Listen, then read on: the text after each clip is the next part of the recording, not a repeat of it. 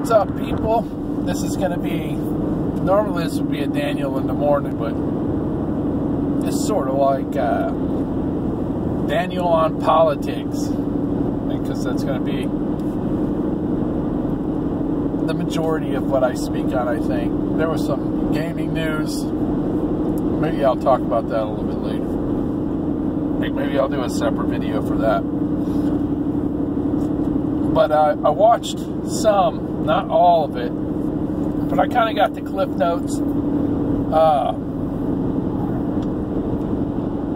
I got the feel of the debate from all the people I follow, and I follow a lot of conservatives, but I follow more liberals than conservatives. And from my point of view, and I'm not voting for either one of these fuckers. So from my third-party point of view,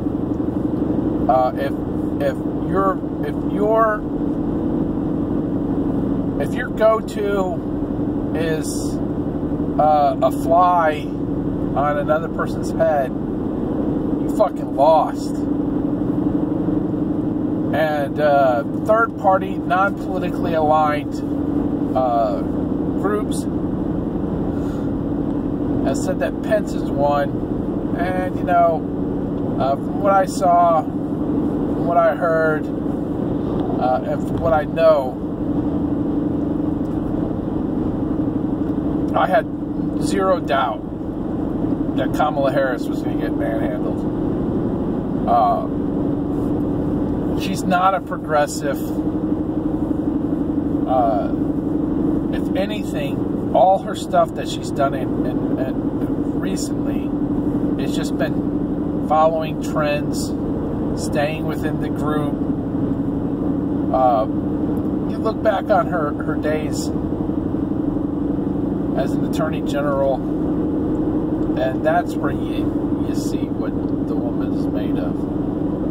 And it's not pretty. It's not pretty. It's not pretty at all.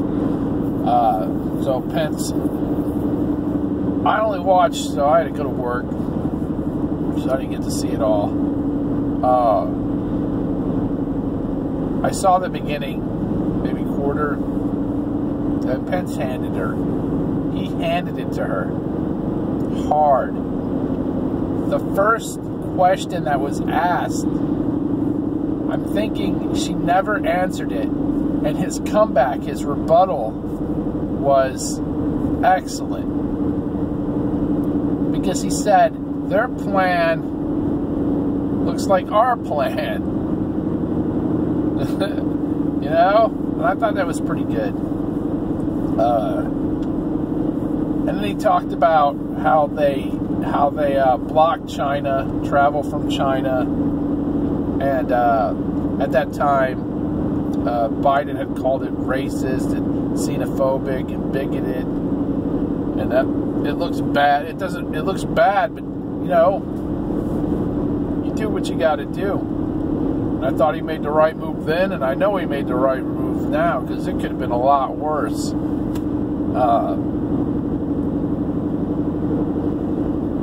But I think that set the tone. Like, as soon as I saw that, I was like, this dumb bitch. And I'm sorry. And I know there'll be, if some fucking people would listen to this, be like, he's a misogynist. No, I don't care. I don't care. I'm voting for Jo Jorgensen, who is a woman. It's J-O is her first name.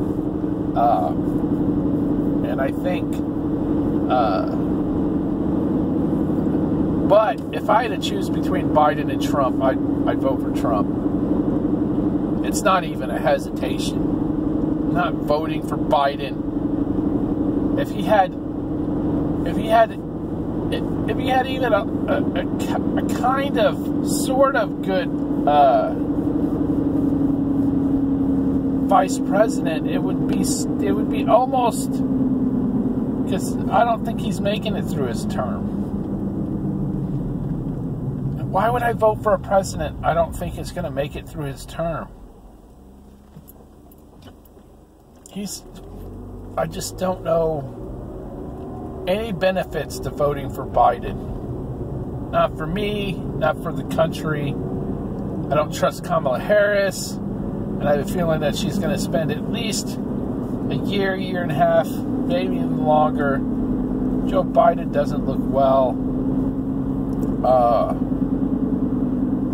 And then things she said afterwards really pissed me off. And of course, you got the goon squad in there, fucking talking mad shit. The new Green Deal, which is stupid, retarded. It comes from a good place in the heart. But like most things that come from the heart, it's terrible. It's absolutely terrible. It makes no goddamn sense. People are like, and then this dumb bitch. That's how I feel like calling these stupid motherfuckers, man. If it was a dude, this dumb motherfucker, this dickhead, this dumb fuck. But it's a fucking woman. This is a goddamn bitch. That's just the way, that's how I feel about fucking people who want to do dumb shit or say incredibly stupid shit. This stupid fucking bitch who ruined the deal for Amazon in New York over some fucking millions of dollars over 10 years. That fucking place ain't leaving there, lady, after 10 years. Talking shit. How many people are going to be working there? I don't even know how many people are going to be working there. But let's just add up all the state taxes and all the fucking federal income tax and all the state income tax that were lost. All those jobs lost. People that could be employed, unemployed. Because you're too stupid to understand how the fucking real world works. Who gives a fuck? Amazon works on fucking razor thin margins. It's not hard for the company itself to pay no taxes at all. But you know who does pay taxes? All of the employees that they hire. They all pay taxes. You know how else they generate taxes? People buy shit. They have to pay taxes on that shit. It's absolutely mind-numbing that she still brings it up as a bad thing. Like, I stopped this deal. Dumb bitch. You fucked your goddamn city. You fucked your city. You fucked your state. If anybody in the state wants to vote for you, that's stupid. Dumb. At least educate yourself. It makes no sense that you would fucking do this to your fucking state. Who gives a damn if they're getting a fucking tax? That's how you get people. That's how you get fucking companies like that in. How do you get a new Walmart? You put a light up. You pave the roads. Yeah, maybe throw in another side road so that it's easy for people to get into Walmart. You know, you throw up some lights so that Walmart feels more secure. You know, you do this kind of stuff. Then Walmart doesn't pay property taxes for 10 years or whatever. Who cares? That Walmart's going to be there for fucking 30 years, 40 years, right? Amazon isn't going anywhere. That Amazon would have been there for 30, 40 years, 50 years, and you don't know. It could have grown bigger. Other sites could have been open, but you ruined it. You created a negative situation for Amazon. They're like, you know what? We got this other site. You know, New York won the bidding war. We'll just go to this other one, this other state, and property taxes too. You know, it doesn't make any sense that she would do that to her own state, to her own city. Just dumb. And it's not just that, it's also residual taxes, because those people are going to pay bills, buy stuff, go out to eat. You ruined it. Terrible decision. Terrible. So friggin' terrible. And so she made a comment that, and Kamala's part of this group, which makes me even feel makes me trust her even less. Right? Because she's only following a trend. But anyways, AOC says something stupid. New Green Deal, dumb. The Amazon shit, dumb. Then she said, I paid more taxes than Amazon. I believe that's what I read. That's not the exact words, right? But those were the words that, those were the basically the words that she said. And, no, you know, Amazon brought in more tax revenue in one day than you will your entire life. Her entire life, she won't bring in more tax revenue than that company pays out in one single day. And that's not considered, that's not even counting residual tax. That's not counting residual tax. That's not counting all those people going out to eat, buying groceries, paying bills, paying taxes. For those of you who don't set your taxes up right, that's not even counting any of that. And it just blows my mind that anybody trusts that woman and anybody in that group. Trust them. I'm sure they're perfectly great people to sit around, talk to, and have conversations with. But I don't want those people leading our country. I don't want people like Kamala Harris, who has a shady fucking background, and her fucking last job, shady as fuck. I don't need people like that in government. I don't need people like that. We already got a shady motherfucker in office right now. But at least we know this shady motherfucker will stand up and be like, you know what? Go fuck yourself. To all the people, to all the countries. And then, we'll get to that in just a second. Right? And I don't trust Biden to do that. I don't trust him to stand up to China. I don't trust Kamala Harris sorry about that. To stand up to China, especially anybody in California to stand up to China.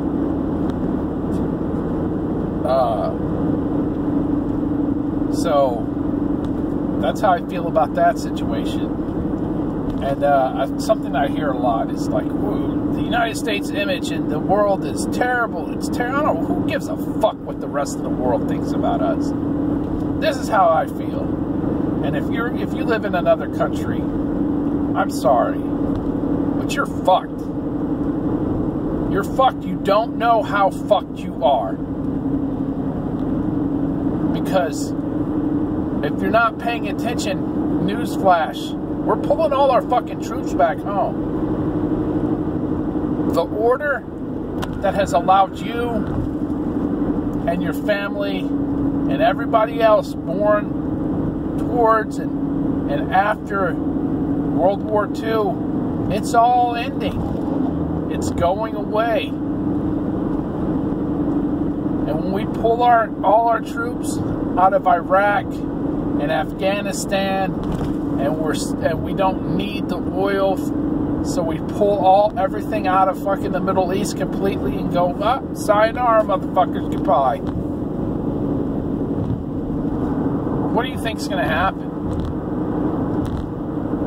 Chaos. Fucking chaos. And who's gonna protect the oil coming out of the Middle East? Because China buys a ton of it, Japan buys some of it. Who's the guarantor in the Middle East? The U.S. pulls out of Germany. What the fuck is Germany going to do when clearly Russian aggression is on the rise? I mean, they invaded Ukraine and took the Caucasus. They don't give a shit. And we've already been like, I don't really give a shit. We helped Ukraine out. All that money gets funneled to dumb shit. Probably gets funneled right back to Russia. Half of it. We're not sending troops there. There's no troops really stationed in fucking Ukraine. There's no troops stationed around that area. They're in Germany. That's the threat. You can't be stupid because there's U.S. troops in Germany. Pull those troops out.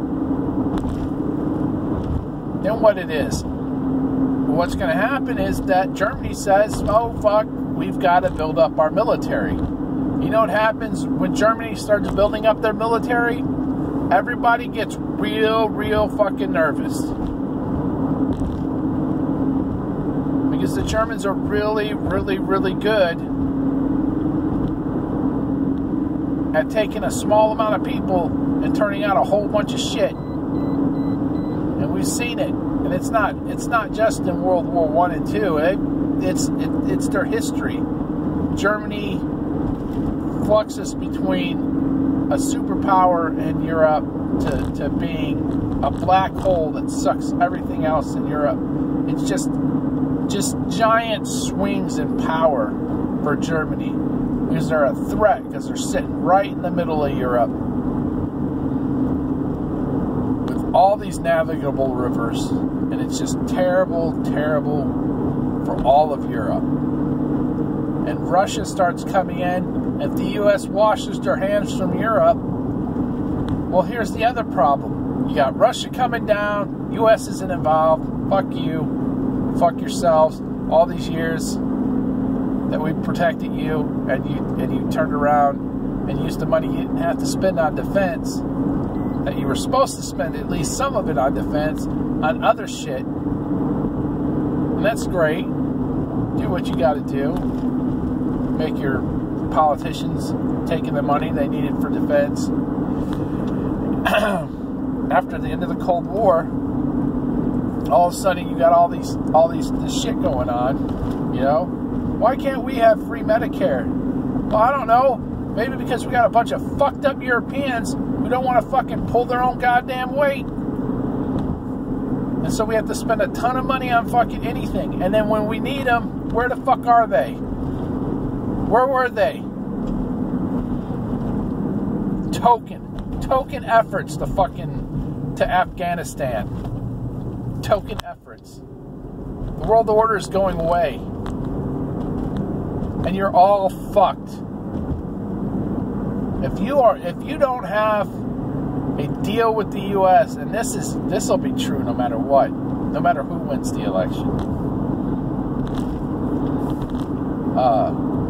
But if it's Trump, it's going to be even worse on you. Because he don't give a shit. He doesn't want to be involved. If you don't have a deal with the U.S., you're fucked. There's no two shits about it. People who will probably be fine, France, Turkey, the Kiwis. If Brazil could ever unfuck their political situation, they'd be fine. Argentina, if they could unfuck their political situation. I'm way speeding. I didn't realize the car turned off in front of me. I have auto stop radar. So the Turks will be fine. They might even be better than fine. Some other nations that'll probably be good. Vietnam will benefit. Anybody who in Vietnam probably will have a deal with the U.S. South Korea's got to deal with the U.S. Japan's got to deal with the U.S. And of course, all of our local areas. So Canada is fine. Mexico is fine. And here's the real kicker. And about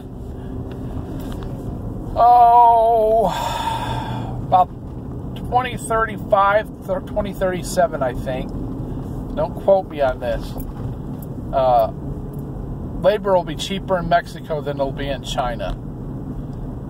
And then, you know, for labor-intensive stuff, just goes to Mexico. But if you're building stuff using automation, you bring it to the U.S. Energy is essentially free here. It's not free, but once all our piping infrastructure we'll be on nat gas for the next 100 years. And people want to go green, but we left the Paris Accord climates, and what's hilarious is we exceed the Paris Accord climates levels of discharge of pollution. All right, cats, get the hell out of the road. We have this cute little black kitty, and it just stays in the road. Move, black kitty.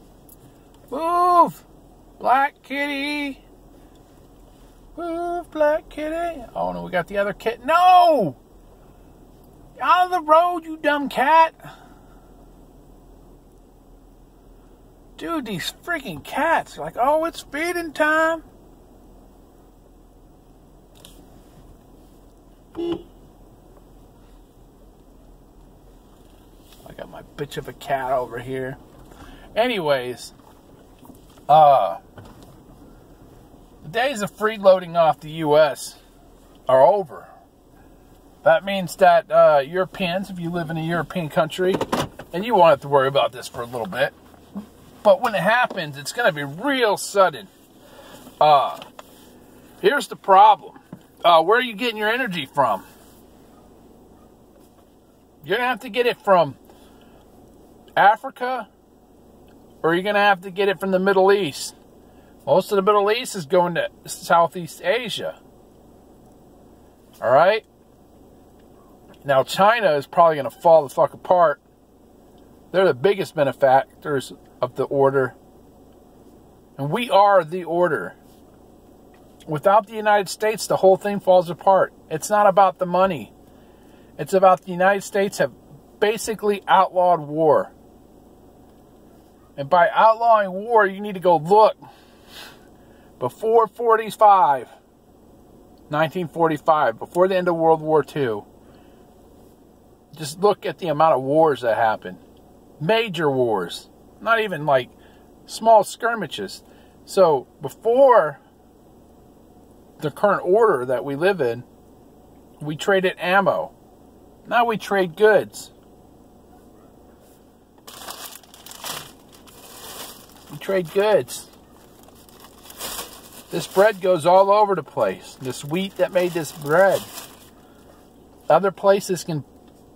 That allows us, United States, to make more food than we can use. And then we ship it off to these countries that can't grow food.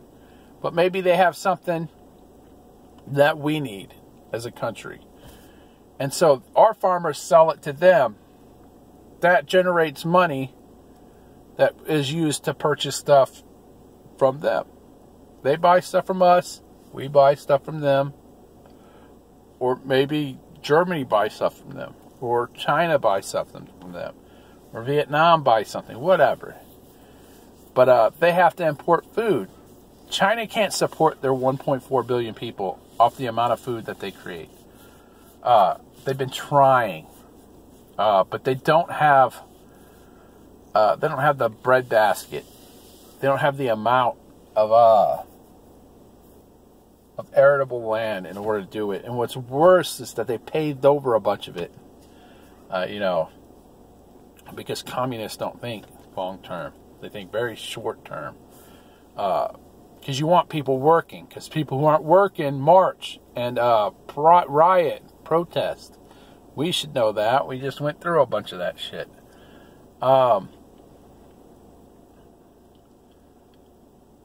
Things are about to get real ugly unless you're one of these few states, France, Turkey, and if, you know, Argentina and Brazil can get themselves together. There's a few others. Taiwan will probably be fine. All of the island chain should be fine.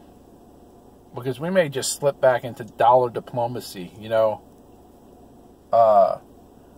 When we go out and we help these smaller countries, especially in Southeast Asia, because a lot of the stuff they make will be coming to the U.S., especially as more and more Chinese, if China falls apart, that'll be bad, but all that stuff will get moved to Vietnam and the Philippines, and automation will come back to the U.S., because it just makes sense to ask Toyota. What does Toyota do? Build it where they sell it. I think a lot of that's going to come back here. Heavy industry will likely come back here.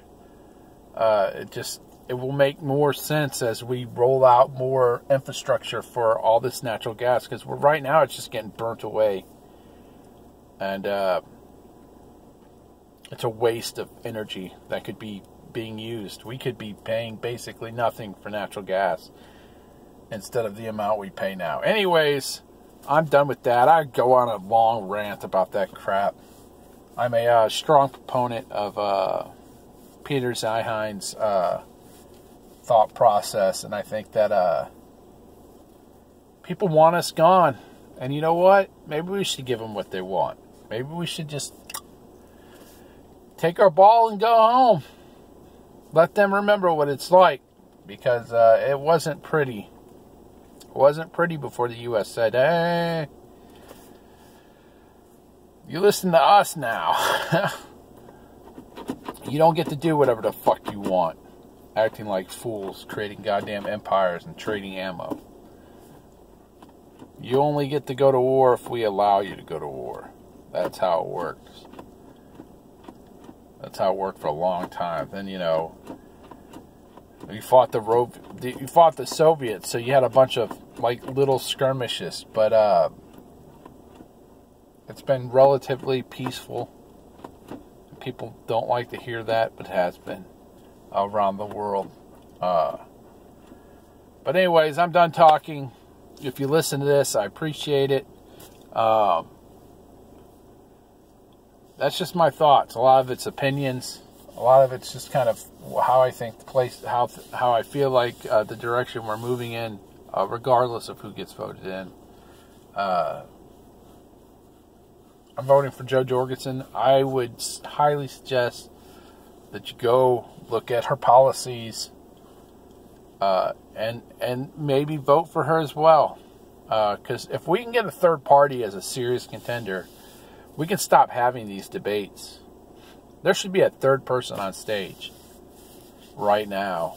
And it's a god dang shame that she's not up there, because I think she'd change a lot of people's minds into voting for her.